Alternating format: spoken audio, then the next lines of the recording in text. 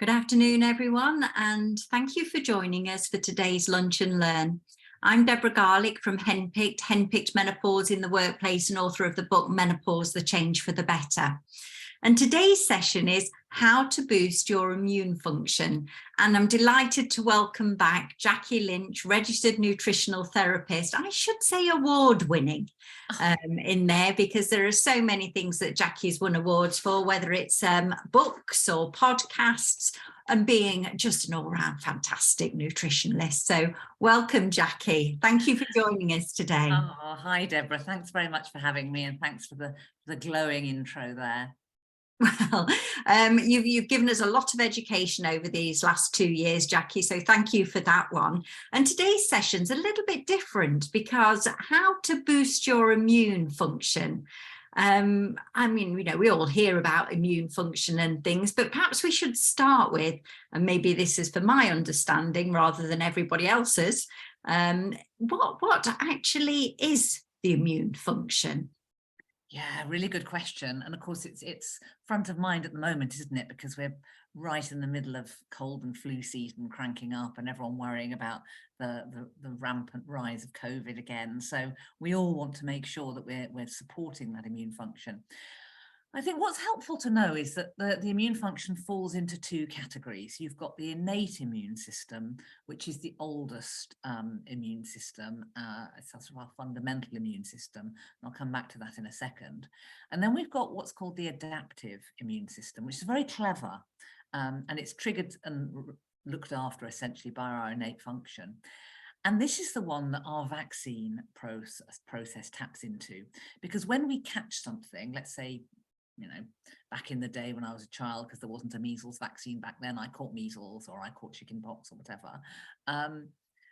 The body, the immune cells sort of surrounded the pathogen, they identified it, they killed it, and they remembered it. And it's that memory, that immunological memory, that's really important, that the adaptive one kicks into. So every time in my life since then, if the measles virus has got anywhere near me, my body's dealt with it before I've even had the symptoms. I've just not known about it, because the adaptive immune system has armed up the soldiers and gone off, because they've dealt with this one before, so they know what to do. And that's how our vaccine process works. You have a small amount of whatever pathogen it is that sufficient for your immune system to recognize it, but not sufficient to make you really ill. So that's fabulous and super clever and very high tech. But of course, there are lots of things out there that your body's never encountered before. And this is where the innate immune system comes in. That's our sort of all-round basic fundamental immune function that does the same thing no matter what it is you're going to get. It won't target, because it's just going to deal with anything it doesn't like the look of. And that's our first line of defense, and really important, so that when we do come across something that's new to us, the body will take action and deal with it, because the adaptive immune system won't be triggered at that point. So everything I'm going to be talking about today in relation to the food that we eat and how we can support our immune function is really targeting that innate immune function. So that's kind of like your foundation. Yeah. Immune system, and then your adaptive ones adding extra bits to it all the time and going, oh, actually, let's, we can fight this one off, we can fight this one off, so that one's growing stronger, possibly. So, and you say, so we're building up, we're targeting that. Did you call it the innate? Yes. And adaptive, innate. So which leads me to the question of, because I drink things like ginger, because I've read somewhere that's good for your immunity and things. So if there are things and foods that can improve the strength of your immunity, then that means you're going to be well more often, more of the time, not pick more up resilient. More resilient, that's a good word. Won't mean that you won't get sick, because that's life, but the chances are that you won't be sick for as long.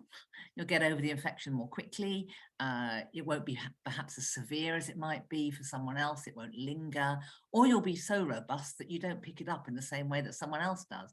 I mean, some of the people listening will probably know that, I seem to get everything going, whereas my husband doesn't, or my colleague doesn't, or whatever. We all know people like that, people who seem to sail through, and others who seem to come down with everything. And those that are coming down with everything would really benefit from, just looking at ways they can support and modulate the immune system. We don't want to boost it, although it's a sort of handy shortcut as a phrase of supporting and strengthening it. You want it to be strong, but you want it to be flexible, and you want it to be smart. Our immune system is really smart. But if it gets overactive because you've really been sort of pushing it and boosting it, then it can become an overactive immune system will cause overreactions, things like food sensitivities, or people having an overactive histamine response, where some people react very badly to insect bites because it's not the bite they're reacting to, it's this very strong histamine reaction. They swell up a lot more because the immune system's overactive. So it's really about modulating it and supporting it. And if you're looking at an all-round approach, and we will look at individual foods in a minute, but an all-round approach to supporting the immune function would be, first of all, to look at the gut. Okay, so I accept what you're saying about boosting it. We don't want it to be too strong, but then there's some of us with weaker immune systems than others who may be the ones that say, actually, I catch absolutely everything. And actually, when I've got it, I can't get over it. I'm stuck there. Does that change during the menopause? Everything changes during the menopause. We both know that. Well, yes, it does, because again, and the reason I sort of focus on the gut is this: 70 to 80% of our immune cells are actually in the gut wall, and they rely on our beneficial bacteria, the friendly bacteria you've probably heard about, to support it effectively. So the better state your gut microbiome is, that collection of beneficial bacteria, the stronger your immune function is going to be. Now, again, most of us know, that those of us who are menopausal listening to this will know that all of a sudden you sort of get a bit bloated, you get a bit iffy around the digestion. Not at all uncommon, because estrogen receptors are all over the body, and the gut is no exception to this. So once you start to have those fluctuations of your hormones, it can play a role in what's going on in your gut, and thereby affect the robustness, if that's a word, of your immune function. Okay, so we're keeping it, we want to target at strong, resilient, and increase if we're not at that point, so getting to a stable level. Yeah. And the way to do that with the gut microbiome, first of all, it loves fiber. So make sure you're eating plenty of whole grain foods, brown bread, brown rice, brown pasta. Vegetables are a great source of fiber, and fermented foods, things like kimchi, kefir, sauerkraut, or kombucha. All these strongly fermented foods that actually generate natural beneficial bacteria. You do get it in yogurt. Yogurt, by definition, by the way, is probiotic. So often they add that as a bit of a marketing thing, but it's kind of like that anyway.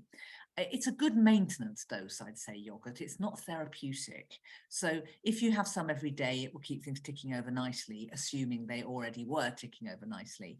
If you've been struggling, or perhaps you've had to take antibiotics and that's disrupted your gut microbiome, that's where either taking probiotics or looking at fermented foods would be a much more therapeutic way of really making sure that you're supporting that. And then the other thing to know is that our gut microbiome thrives on variety. So you might think, well, I eat lots of vegetables and I always have my brown rice. But you know what? We all get in a rut. We all tend to eat roughly the same things. You have the same old recipes, the same old foods, because you like them, they're quick and easy, you're busy, and you don't have time to be thinking about something else. But if you send something different down to your gut microbiome, then the beneficial bacteria will think, oh, what's this? And it will react, and it will start to multiply. If you keep sending the same old stuff down, it will think, oh, well, we've seen that before, won't do anything about it. So I've got a challenge, Deborah, for you. I know you like a challenge. I do. So, this challenge is, if you want to keep your gut happy, have 50 different foods every week. So that could be different types of meat, different types of fish, different grains, not just the obvious wheat or rice, but maybe quinoa or amaranth or corn or buckwheat, different nuts and seeds, different pulses, all the different vegetables and fruits. Start to think about 50 different whole foods, not including things like donuts in there. I mean whole foods. Your gut is going to love it.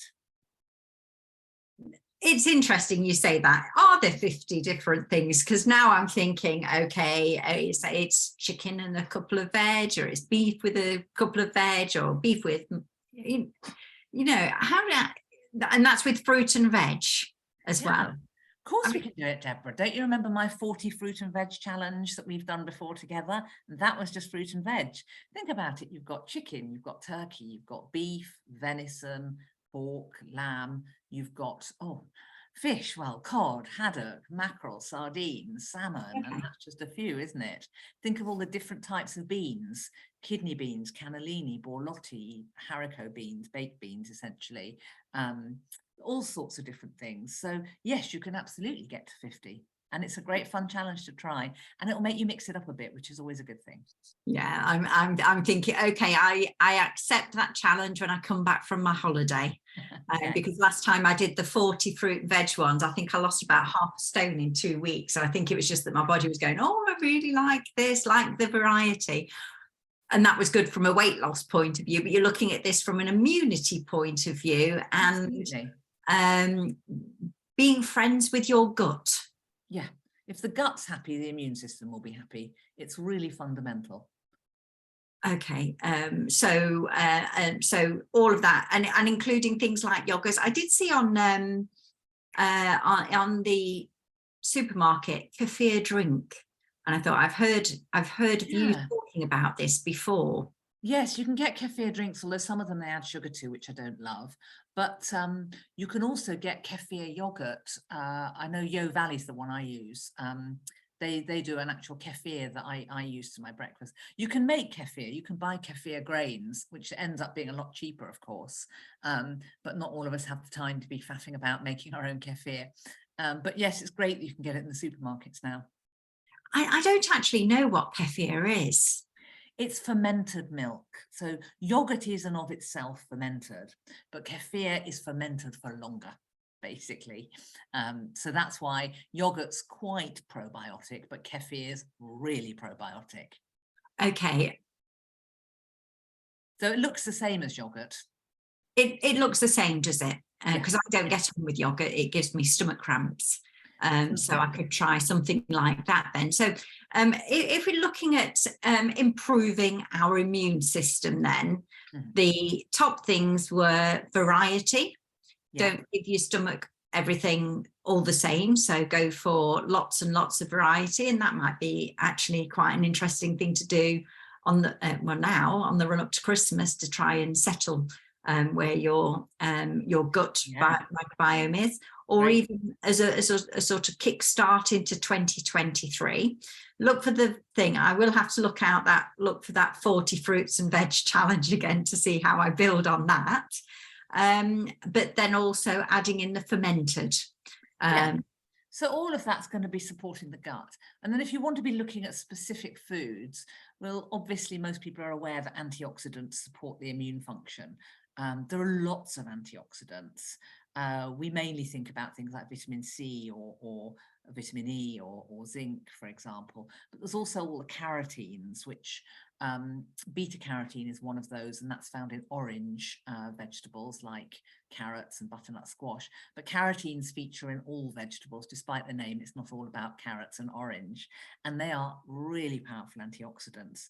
So what I tend to say to people is have a rainbow of different coloured veg over the course of the week, because the green stuff contains different antioxidants to the red stuff, to the yellow stuff, to the black stuff, like when I say black, I'm thinking blueberries, things like that, blackberries. And then the sort of beige ones like garlic, onions, celery. They all contain different antioxidants. So over the course of the week, try and get that rainbow of veg in, and then you scoop the whole lot up. That's one of the things I often recommend. And what about zinc? Because ginger, because I thought that was a super one. I always get a ginger shot. Yeah, and here we are, I'm waving my ginger as we speak. Yes, I think there are a few foods that we often just have in the kitchen and really important to stick with. Ginger's one of those. It's an amazing all-rounder. It's really good for the digestion as well, which is fantastic. But it takes particular action against potential pathogens. So it's a bit of a preventative one, which is really great. So I think having ginger shots, making ginger tea, or using just sort of a thumb size of ginger in a stir fry, for example, would be a great thing to be doing. Yeah, I used to, during winter in particular, have make lemon and ginger tea.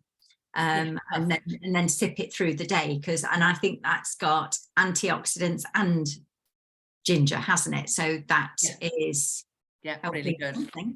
Really good. I tell you the other thing I'd say that most of us have all got in our kitchen, and you should be having, you know, a bit every day. Look at this lovely clove of garlic. Garlic has been used for thousands of years as something that is really supportive of the immune function. It's one of the interesting things about it is that it actually increases the absorption of zinc, and we know that zinc's a super important antioxidant for the body, so that's a great thing. But in and of itself, garlic is antibacterial, it's antiviral, it's also antiseptic. But the trick is, don't have this stuff in mega doses. Don't think, oh, well, Jackie said garlic, so I'm going to go and eat 8 cloves, because that's not how it works. You know, the body likes regularity. It likes to know what it's going to get, and not too much of anything. So I'd be looking at having sort of small amounts of garlic several times a week would be the way to go. And interestingly, crushing it rather than chopping it actually activates the enzymes, which really will support the immune function. So if you're more in the habit of chopping than crushing, I'd say get your garlic crusher out. It's interesting when you said garlic is antiseptic. I thought you said anti-sex, because, you know, it is one of those that can sort of repel people, isn't it? You know, too much garlic. Too much garlic on the breath. Although, you know, would I say it's anti-sex? Because actually garlic, because it's antifungal, can really help for people who are struggling with thrush. So, you know, not always going to be all anti-sex is all I would say. What about grating it? No. I mean, grate it if you want to, but that's just like chopping it. It's the crushing, it's the actual crushing that makes really activates those enzymes. Okay, so we talked about looking after our microbiome, did you call it? Yeah, and you're settling all of that down, and then using foods that have got lots of antioxidants. And I didn't think we'd get through a whole lunch and learn without you holding up some broccoli. Well, do you know, when I was training, we used to joke that if you didn't know the answer to something, just put broccoli and it would probably be right, because broccoli is such an all-rounder. I mean, it's packed with vitamin C, which is great. It's packed with antioxidants generally, but most important of all, it's packed with these sulfur compounds that modulate the action of antioxidants in the body, really supporting that immune function. So it's particularly good for people who've got suppressed immunity. You mentioned earlier people who are struggling with low immunity and need to build up their immune strength. So you really can't do too much broccoli. I'd be having broccoli. If you struggle with your immune function, I'd be having broccoli most days if I were you. It really makes a big difference. But you only get to count it once on the 50 different foods. You do, yes. There's a flaw there for you. Yeah. So 50 and broccoli every day. Yeah. What about zinc? Because you usually see ginger and zinc together, don't you? Yeah, I mean, zinc is a really powerful antioxidant. You often see vitamin C and zinc in capsules as well. And it's great for the immune function. But you just do need to be careful, because minerals are powerful things and they act in opposition to each other. So too much of one can knock out its partner. Zinc, for example, works in opposition to copper. So if you've been stuffing yourself with zinc tablets because you've heard that zinc's good for the immune function, then you will lower the levels of copper in the body. And low levels of copper can lead to a form of anemia, actually, which makes you extremely tired. So getting the balance right is incredibly important. But zinc's a great one. It's super good for the immune function. Also really important for our skin. So anyone struggling particularly with issues around acne, it's something that tends to happen to some women during the perimenopause. Zinc can be a big player there. So it's a really good one. Also, of course, for libido and supporting testosterone function. What about, you know, when people are ill and they always say chicken soup is good. Yeah. So, you know, would you go with the chicken soup to recover? And Yeah, what but would you have in it, Jackie? What would you have in it? it's got to be the real deal. The reason chicken soup, and there is some research around chicken soup actually, supporting issues around upper respiratory infections, so sort of bronchitis, coughs, throaty, chesty kind of issues. Partly it's because as with any soup, frankly, the steam helps to sort of clear congestion, but that would be the true of any hot drink. But it's genuine chicken soup where you have cooked the bones.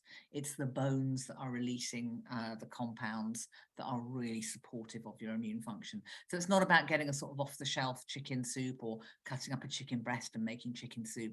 It's about using the carcass.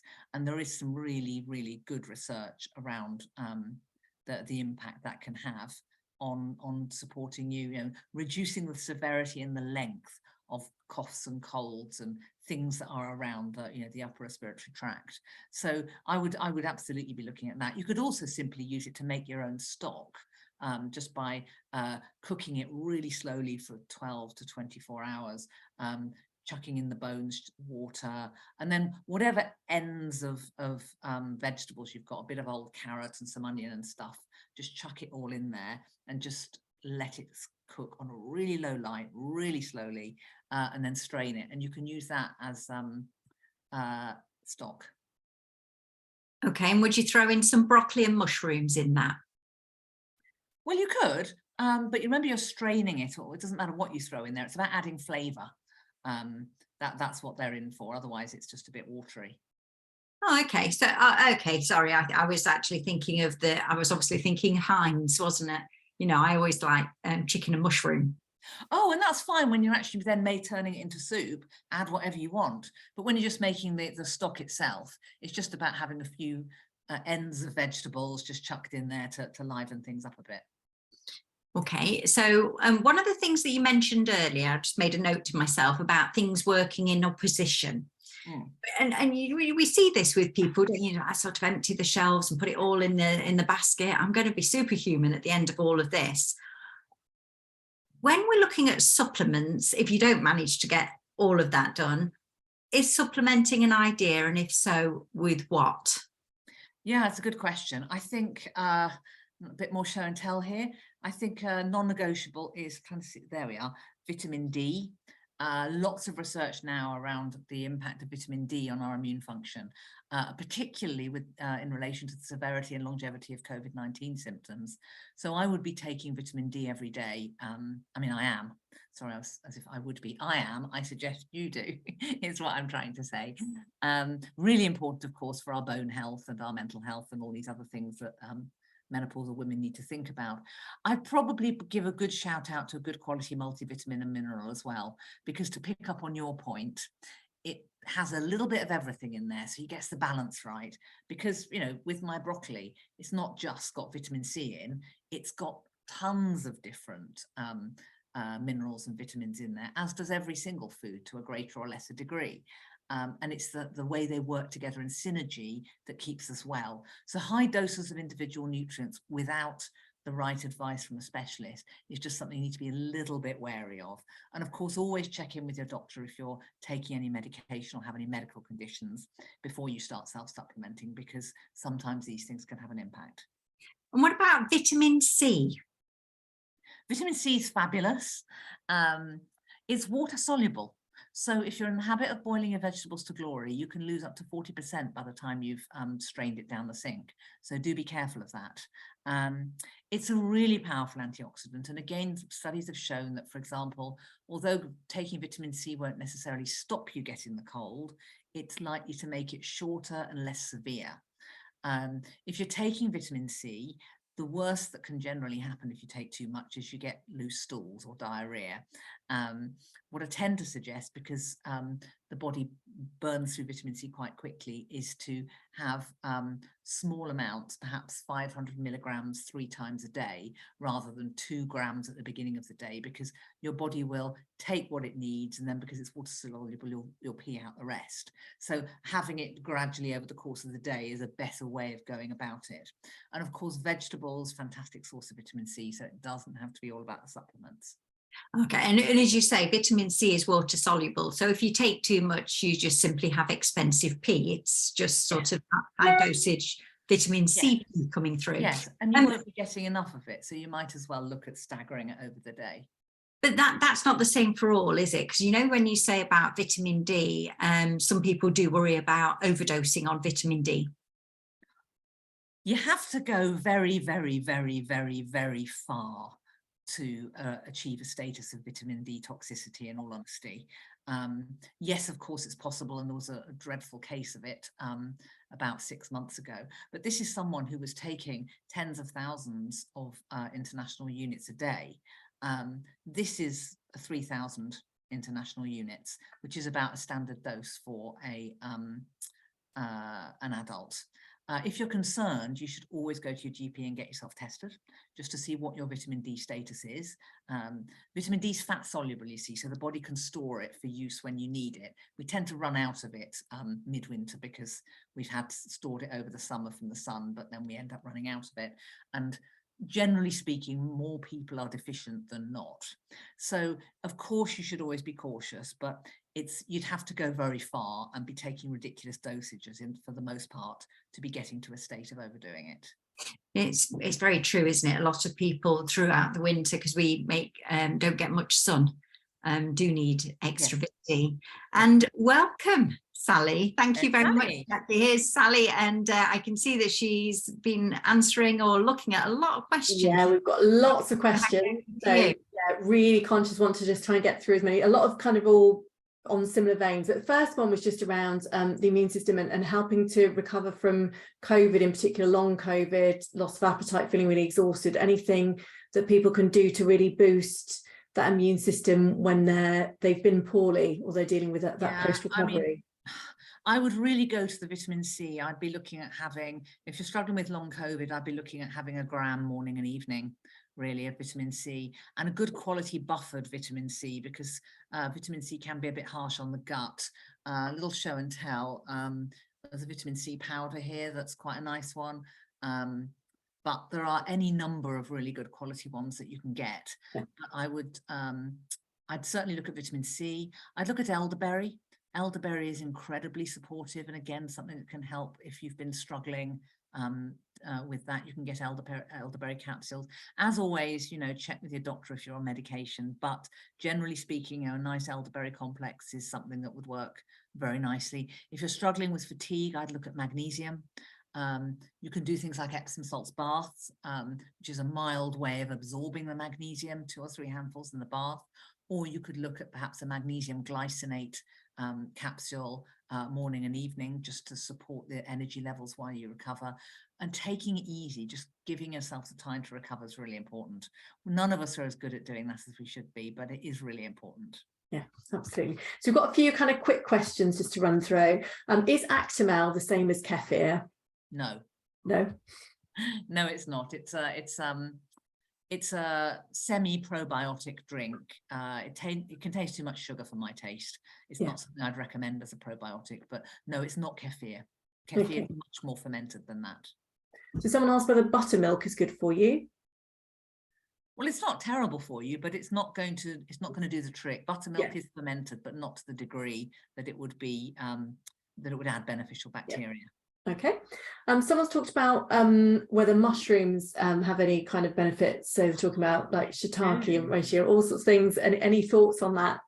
Absolutely, they do. Oh gosh, there's so many foods I could have mentioned that I didn't have time for. But yes, mushrooms, the whole school of research around the therapeutic value of mushrooms, particularly all mushrooms are great, but generally the weird shaped ones are greater.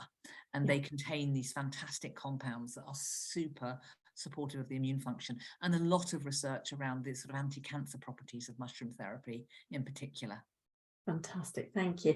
Then someone's asked around whether spices are good in cooking, and people have heard lots of beneficial things around turmeric in particular. Well, turmeric's anti-inflammatory, which is great if you've got inflammatory conditions like arthritis, for example, or joint pain. But I'd be looking at herbs more than spices for the immune function.